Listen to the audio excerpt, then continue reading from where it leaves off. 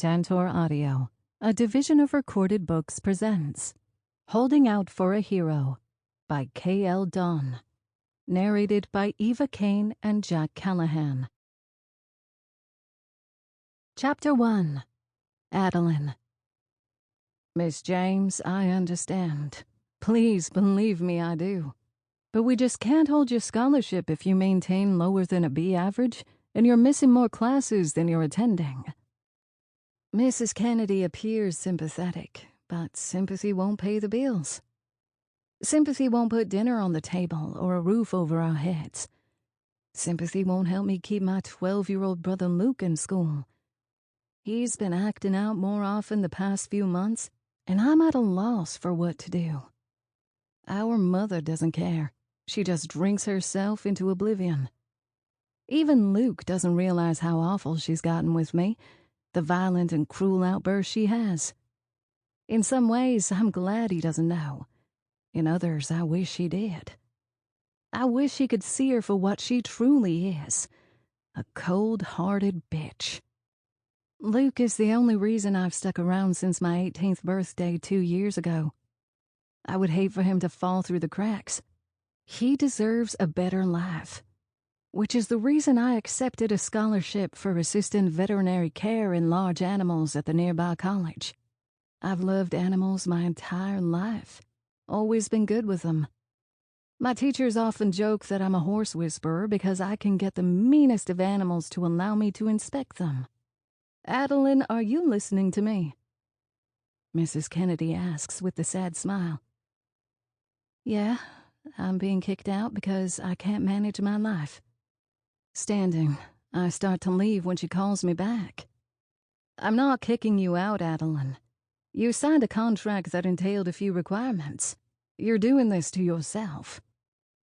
Welp, there goes that sympathy. Leaving her office, I don't bother to look back. What's the point? I'll only be reminded of yet another failure in my life. I haven't succeeded at anything else. Why would this be any different? I'm somewhat relieved my mother's such a drunk. I doubt she's even aware that I won the scholarship or have been attending classes. If she did, it'd be one more thing thrown in my face about finances, even though I'm the one bringing in most of the money by working at the feed store and taking care of the horses we board for short periods of time. She believes it's her that gets us through, though. That she's the center of everything, when in reality, she drinks until the whiskey runs dry or she passes out. I clean up her messes. I hide her true nature from Luke. I don't want her abject negativity to define him. Luke and I have different fathers. Mine left when I was 3. I don't even remember him, and Mom threw out every picture we'd had of him, essentially erasing him from our lives forever. We were alone for a couple of years after that, and I don't know if I was just too young to remember much, or if I've blocked it out, but I'm unsure if that was a good or bad thing. When she met Randy, Luke's dad, I thought things would get better, but he was just as much of a drunk as Mom. Only he hit harder than she does. Luke had been a surprise for us all, so I wasn't shocked when Randy took off before his son was born. Until recently, my brother had always been a good kid. Intelligent, friendly, outgoing. All my extra earnings from the feed store and stables go to his football playing. He could have a real future in it if he would just kick this nastiness he has going on. I'm actually quite terrified that my mother has said something to him, bringing on this change. She spouts all kinds of hurtful insults at me, so I wouldn't be shocked, but he was never a target for her. They used to talk and joke, but now, not so much. If one enters the room, the other leaves. Exiting campus, regret burns an acidic hole in my gut. Juggling school and 2 jobs just isn't in the cards for me, I guess. Climbing into my piece of crap car, my phone rings, and I realize who it'll be. I'm on my way, Mr. Henderson. I answer. If you're late one more time, Adeline, you're fired. He hangs up without giving me a chance to respond. He's a cranky old man who didn't even want to hire me, but his wife knew what went on at home. She used to be friends with my mom, so she convinced him to give me a job 3 years ago. And until recently, I hadn't been screwing things up this much, but I just can't get a handle on things anymore. I'm not even sure I want to. I hate it here. I hate my mom. I hate how whiny I sound and feel. At any moment, I can throw myself on the ground and kick and scream like some spoiled brat. At least, that's what it feels like. All the time I read about those strong heroines in the books I borrow at the library, and I envy them. Their class, their strength. I long for that.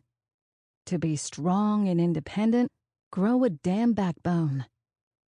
My car's rattling engine yanks me from my self-pity, and now I want to curse a blue streak. Don't do it, please. For the love of all that is holy, don't do it. It's just not my luck, unfortunately. The smoke billowing from the hood and the power shutting off on the dash tells me it's done. She's dead. I hate my life. Brantley. For 6 generations, this land, my land, the Runnin' M Ranch, has been in my family. Handed down from father to son as the fathers grew older. Watching the casket lower into the ground, I can't help but wonder if I'm ready to take over. I've been bred for this life, lived and breathed it for as many years as I can remember.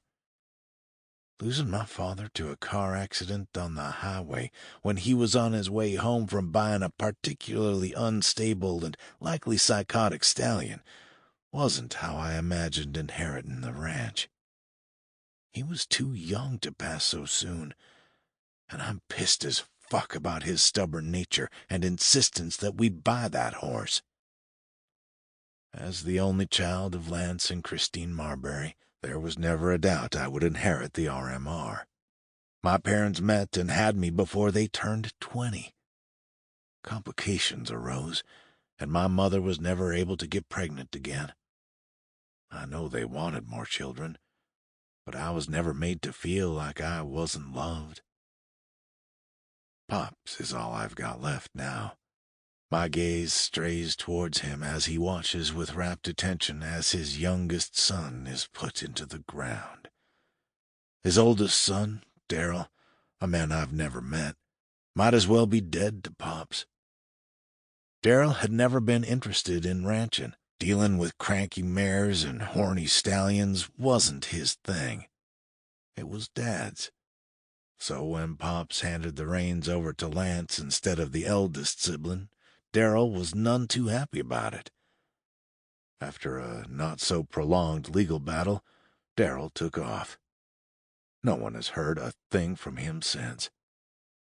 Not when Grams passed from a complication during open-heart surgery when I was 10, nor when Mom passed from a shocking undiagnosed brain aneurysm that ruptured one day when she was in the garden when I was 16. I have a gut feeling that once he learns of Dad's death, he'll be around, though. It's only a matter of time. What he won't know is that an ironclad will has been in place since the day I was born. And over my dead body will anyone but me be running this ranch for years to come. The memory of that harrowing day leaves a bad taste in my mouth as we begin wrapping up the breeding season. And even after 2 years since my dad's passing, his pain-in-the-ass stallion still hasn't produced me a single foal. If it weren't for the heavy sum we paid for the bastard, I'd likely shoot him myself. Pops reminds me, over and over, that I need to temper my anger and connect with the animal. Then he'll give me what I want. I doubt it, the stubborn dick. You keep scowling like that, boss, and the girls will keep running. My ranch foreman, Wayne, laughs as he passes me. The old fool knows I could fire his ass, but he won't quit because he realizes I wouldn't do that. He's more like family than an employee. "Get back to work, you old fool," I call before he's out of sight around the side of the barn. The smell of manure and grassy dew is rife in the air as the sun rises over the fields. It's my favorite time of day. The peace and quiet before everyone else is up and making a ruckus gives me a sense of calm. "Hey, boss man." It's Wayne again. I walk over to where he's standing by the feed locker and raise an eyebrow in question. "Missing 5 bags." It's not an especially big problem, but I have a feeling he's pointing out another screw-up from our new hand, Brock. He doesn't check the inventory before leaving the feed store, and it's not the first time he's done this. It's also not the first time one of Henderson's employees has tried to shorthand us feed. "Whose name is on the inventory signature?" I ask. After the 5th time of being shorted in less than a month, I now require a signature for every pickup and delivery. Grabbing the order sheet, Wayne runs his finger down the page until he finds it. Adeline James. Madison's girl? Is she even around anymore? I don't think I've seen her since she was all pigtails, knobby-kneed, and halfway to puberty. He nods, and I half joke, "Doesn't Henderson know girls only work there for the eye candy yet? I'm curious if she's like her mother or not." There's one other female employee there, Jessica, who continually tries to get me on a date with her. What she has yet to realize is that I'm not interested, no matter how many times I've said as much. This is likely another ploy to lure one of my guys there. It's no secret that I run one of the highest-paying breeding ranches in the state, or that it's the most successful horse station in the South. We only breed the best. Hence me not killing or selling this bastard stallion of mine yet. You deal with Brock. I'll go back to town in a little while and settle this shit once and for all. Stomping away, I'm angrier about the inconvenience of the entire situation than the lengthy trip into town. I've always found the drive into Hickson, a small farming town of about 30,000 people, to be soothing. The scenery is nothing spectacular, but it's relaxing watching other ranchers do their thing, watching their cattle graze the land. This is the life I've always envisioned, the smell of fresh hay, plowing fields, a rooster call at dawn. It's not an easy life, and most people give up when they don't succeed. My ancestors were nearly among the failed, but with one lucky purchase and a successful summer, we've been in the black ever since. I hope to expand the business into the realm of steers in the next year or so, after the next culling auction in September. There's a Texas Longhorn, Big Al, being sold off the bull riding circuit from old age. I'd rather the big bastard didn't get slaughtered. He's more than put in his weight of work over the last decade and deserves the chance to procreate. Arriving in town, I find Main Street bustling for its size. You can drive from one end of Hickson to the other in under 10 minutes, it's so small, though we have every service the community could need without traveling to the larger cities. The feed store is right in the middle of town, and has even got an array of Western wear now. Boots, spurs, chaps, thick coats, anything a rancher might need. On the other side is the town's single grocery store. They almost exclusively sell produce, meat, and grains provided by the local folks, instead of transporting in from the big corporations. Across the street is the bank and sheriff's station, with the volunteer firehouse alongside it. Further down Main Street is a local bar and grill, movie theater, gas station, and convenience store.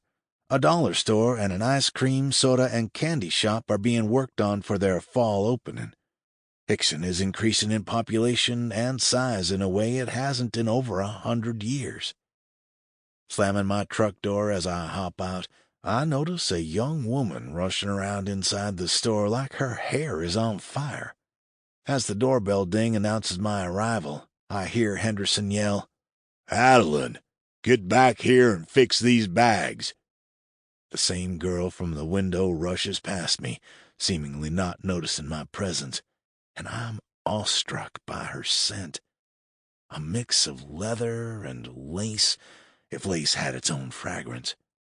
I don't see much of her as she passes me by, and Henderson appears from the back with a nasty look on his face. "Henderson," I bite out. I'm not in the mood for any shit. "Brantley." His entire demeanor changes upon seeing me. "What can I do for you?" "Well, Hank, Brock was in a couple of days ago for feed and supplies. We were shorted 5 bags. I'd like those bags now." My voice is cold, and he can tell I'm pissed. "Who signed for it?" I look to the doorway the girl just walked through. "Adeline James." "That girl." He shakes his head. "Dumb as a brick, I tell you." As I'm about to scold him, a loud crashing sound reverberates from the back. He shoots me a look like she'd proven his point. While he slowly ambles his way back there, I pick up the speed in my step and find Adeline sprawled out on the floor with 3 bags of feed on one leg and a toppled ladder just feet away. That's little Adeline? Damn, she grew up nice. For the first time in years, my cock twitches. "What in the hell happened now, Adeline?" Hank barks out. "I'm so sorry, Mr. Henderson." Her gaze barely meets ours, but I spot the tears she's holding back. "I'll clean it up right away." "No, you won't," I scold her, bending down to help remove the 50-pound bags. "You'll get your sweet ass over to Doc Collins before this knee swells up any more." Her hiss of pain as I remove the last bag reinforces my order. As she draws her leg up to her chest, I get a closer look at her. Long blonde hair, equally long legs that are barely covered by a pair of skimpy shorts. A checkered shirt, way too big for her petite frame, hangs loose off her shoulders. But what worries me is the heavy bags of exhaustion under her tear-filled hazel eyes. "I'm fine." She brushes my hand away and attempts to stand. Her knee immediately buckles, and I catch her in my arms so she doesn't faceplant again. "You're fine, all right." My sarcasm is missed as Hank scolds her again. "Those broken bags will be docked from your pay, girl, same as the 5 you shorted Brantley here." I can't believe this dick. Her face goes ashen as she likely calculates the total in her head.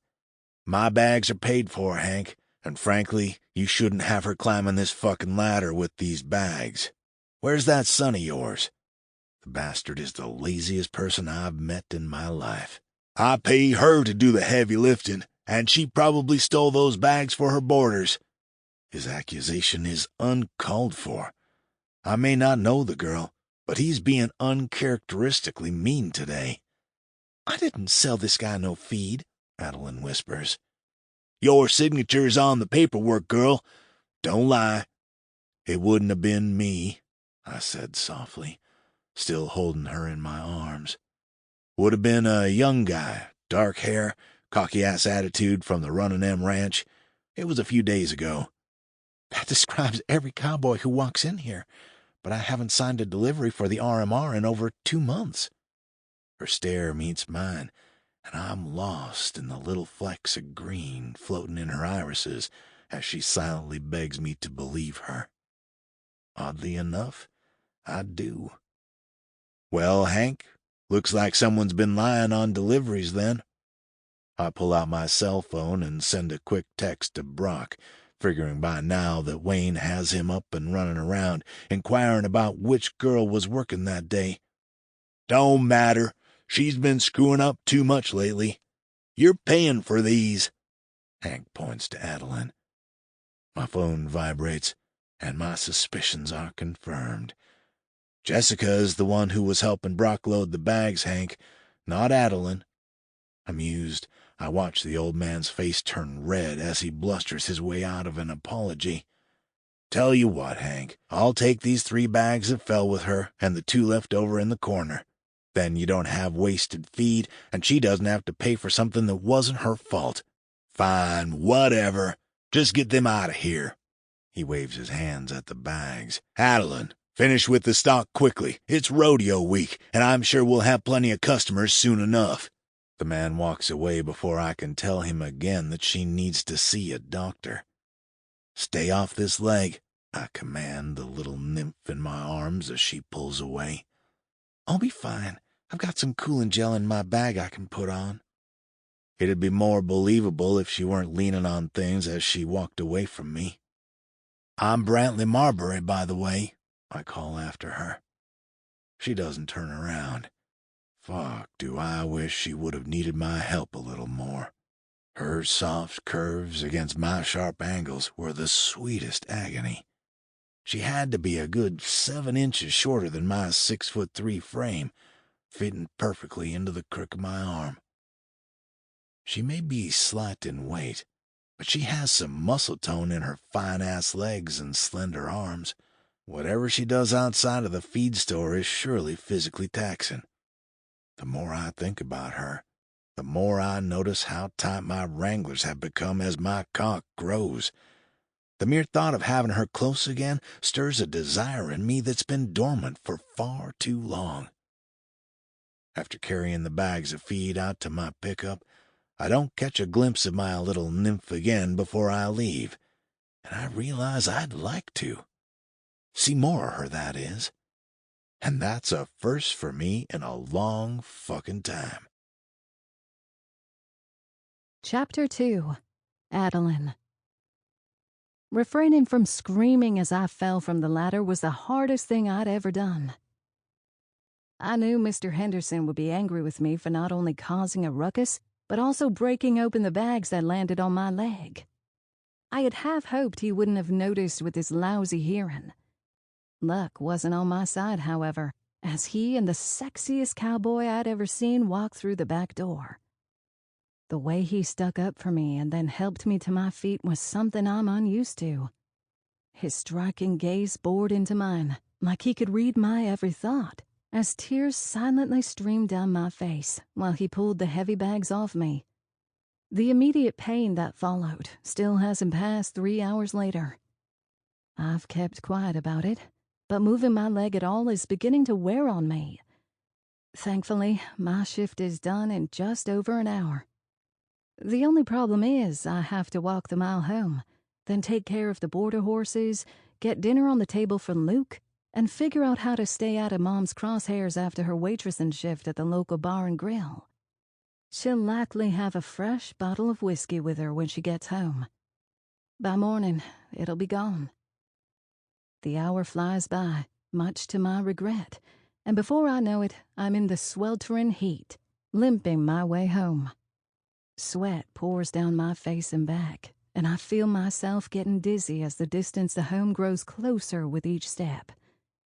Thankfully, our small boarding barn is literally on the outskirts of town.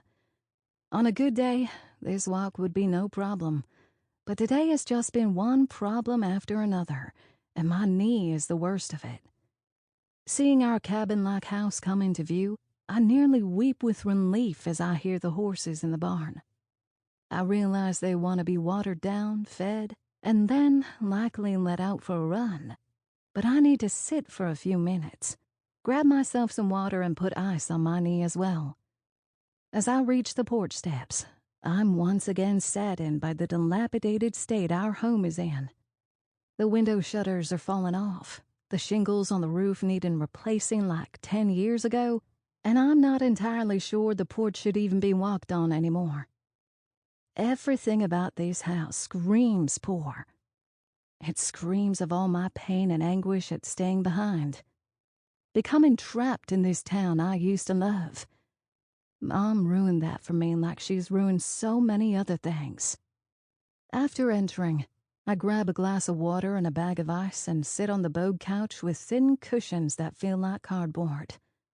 I lean my head back. When my eyes close, I fight to keep them open, reminding myself I have chores to do. They don't listen, and soon, my body is relaxing into peacefulness. Addie? My shoulders being shaken. Addie, come on, wake up. Luke's panic finally registers. Luke? My voice is groggy with sleep. Yeah, come on. Mom's on her way home. You have to get up. His voice is filled with an emotion my sluggish brain can't process right now. Home? What time is it? Shit, the horses. I fell asleep. Crap. I already took care of them. Dinner's almost done too, but you have to get up. I look at Luke then, really look at him, and I finally see it. Fear is in his eyes. What did she do to you? She must have crossed a line. He's never been afraid of her before.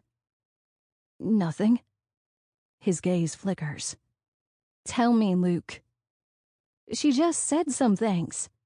He hedges. What things, Luke? Damn it, tell me. He helps me to my feet, and obviously can tell I've hurt my knee because he supports me and limp into the kitchen, where I see he's got chicken in the oven and potatoes boiling. This is the Luke I've always known, the one who always makes the pain and suffering worth it. She hates you, Eddie. I don't get it. You do everything around here. Yeah, tell me something I don't know. That's not all, though. She was drunk a couple months ago and said some things. I don't want anything happening to you, Adeline. He's on the verge of tears now, and before I can do anything, our mother walks through the door, a pissed-off scowl on her face. Why isn't dinner on the table? She yells, and it's clear she's sloshed already. Shrugging, I reply, My car broke down on the way to work this morning, so I had to walk home. I was late is all. I ain't paying that bill. She grouches. Wouldn't ask you to, Mother. Crap. The day has clearly caught up with me if I'm sassing her. She stumbles her way over to me, and I shove Luke behind my back, even though he's literally bigger than me. She gets in my face, spit flying from her mouth as she grabs a chunk of my hair. Listen here, you ungrateful little bitch. I don't want or need your back talk. Keep it to yourself and do as you're told. The sting from her pull gathers tears in my eyes for the second time today, but I fight the urge to tell her off. Luke, however, doesn't have the same sense as me. Let her go! He yells, stepping forward. Excuse me? She growls, reminding me of the rabid wolf from Old Yeller. Reaching back, I latch onto Luke's shirt, hoping he'll just stay quiet. You heard me. His voice is subdued, frightened. He doesn't want to face off with her any more than I do. Go to your room, Luke. I order him. Our stares meet briefly before he nods and leaves. That's right, you little bastard. Run away just like your daddy did. Mom taunts him. I can't believe her. The look in my brother's eyes is one I never want to see again. How dare you! I practically scream at her, worry for myself gone. He's 12. You may have ruined my childhood, but I'll be damned if I let you ruin his. I step forward, and she moves back, shock at my backbone evident on her face. She's quick to recover nonetheless. You threatening me, girl? The bastard bitch of another man who ran out because you're nothing. I don't understand how it happens, but the next thing I know, my hand connects with her face. She's always thrown that curse at me. That I'm nothing, a bastard, I'll be worthless, and a bunch of other crap. And for so long I've believed her. You cunt! She screams and comes at me, hands flying, and with my injured knee still so weak, it doesn't take much for me to fall down. Then she's on top of me. With adrenaline flowing through my veins, I barely register the slaps and punches. Her nails dig into my scalp as she slams my head against the floor. Immediately my head swims, and I get nauseous. Get off me! I grit out as my hands break free, and I'm finally able to push her off. Scrambling backward with the use of my hands, I huddle in the... Sample complete. Ready to continue?